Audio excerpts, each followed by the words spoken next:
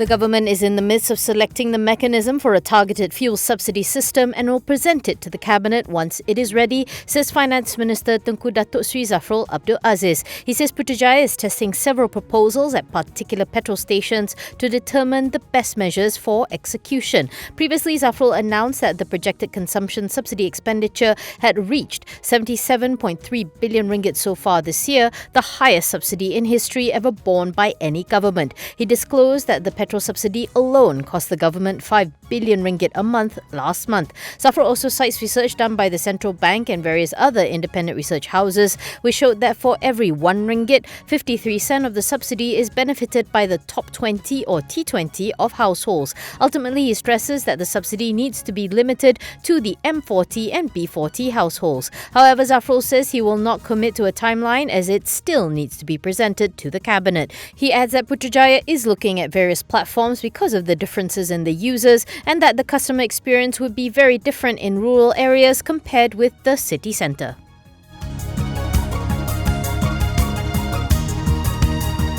The Department of Statistics Malaysia warned that the increase in the price of goods will result in inflation that will affect Malaysia's economic recovery. The OSM also points out that China's zero COVID-19 policy has caused shortcomings and delays in the supply of materials, which has affected the global market. Meanwhile, the DOSM also announced that Malaysia's latest reported unemployment rate was 3.9% in May. This was unchanged from April 2022's figure, which was notable as it had been the first time the unemployment rate had dipped below 4% since the COVID-19 outbreak began in early 2020. Chief Statistician Datuk Sri Dr. Muhammad Uzair Maidin in a statement said that the recovery in Malaysia's labour market in May continued to be stable and aligned with full operation of all economic activities. Muhammad Uzair said the encouraging economic activities during the month stimulated more demand for goods and services, thus providing more opportunities for businesses to revive their revenues. The labour force participation rate in May increased marginally to 69.5% from 69.4% in April.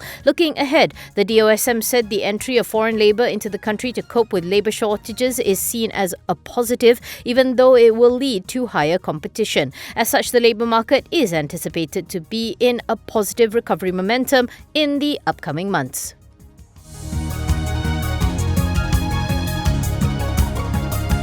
Shareholders of ECM Libra Group have been told to reject the takeover bid by its non-independent and non-executive director, Datuk Lim Kian On, according to independent advisor DWA Advisory. Lim had made a conditional mandatory general offer to buy out minority shareholders of the group in May this year. DWA had also deemed the takeover offer as not fair and not reasonable. The not fair comment comes from the fact that the offer price of 22 cents per share is lower and represents a discount of approximately 37.14% to the estimated value of the group's shares of 35 cents based on revalued net asset value. DWA said the takeover offer is not reasonable as the group's shares will remain tradable on the main market and hence the shareholders will still have the opportunity to realise their investment on the open market. DWA also pointed out that the non-interested directors, Datuk Sri Kalimullah Mashrul Hassan, Datuk Kamaruddin Ma'ali, Mahathir Azizan and Otiak Kim have also agreed with its opinion that the offer is not fair and not reasonable and recommend that the shareholders reject the offer. The MGO came after Lim on May 31st acquired another 4% stake in the group via a direct business transaction from Tune Group for 4.22 million or 22 cents per share. This raised Lim's collective shareholding to 38.84%. A check on Bloomberg revealed that the Julius Baer Group is the largest shareholder of ECM Libra with a 21.95% stake, followed by Tune Group, Garinma MY Capital and finally Kalimullah.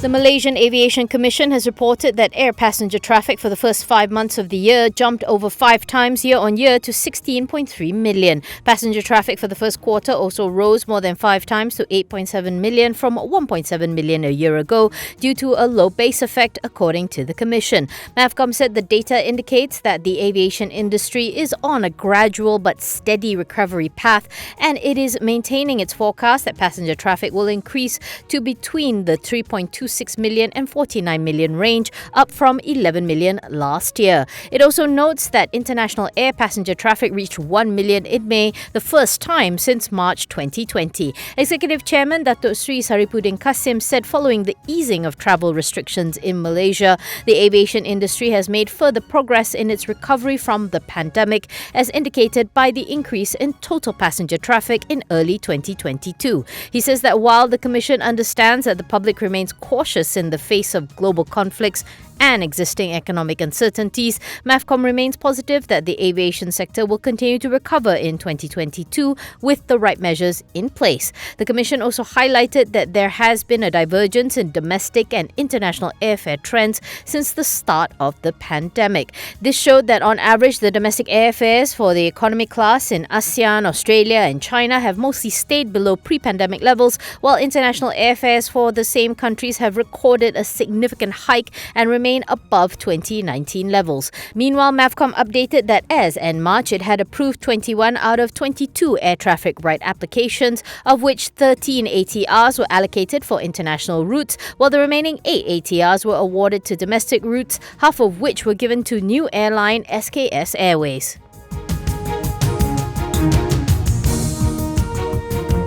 Axiata Group's 63% owned subsidiary DOTCO Group says its Myanmar operations are largely unaffected by the political upheaval there, but the company is not putting more money into the country for now. Group CEO Muhammad Adlan Ahmad Tajuddin explained that the bigger challenge is the repatriation of funds because getting the US dollar is an issue in the country. However, he says operationally things are still running and that getting approvals from the government has been much faster than what it has seen in the past. Saying that, Muhammad Adlan says that DOTCO is going to hold off pumping additional investment into its Myanmar business until there is more clarity on the situation. He adds that apart from some areas where it is probably not safe to operate, most of DOTCO's operations in Myanmar are not affected. Meanwhile, in Sri Lanka, Muhammad Adlan says there is a need to reprice in terms of rentals from its customers given the depreciation seen in the Sri Lankan rupee. According to DOTCO's website, the Integrated Telecommunications Infrastructure Services Company has a portfolio of over 3,000 towers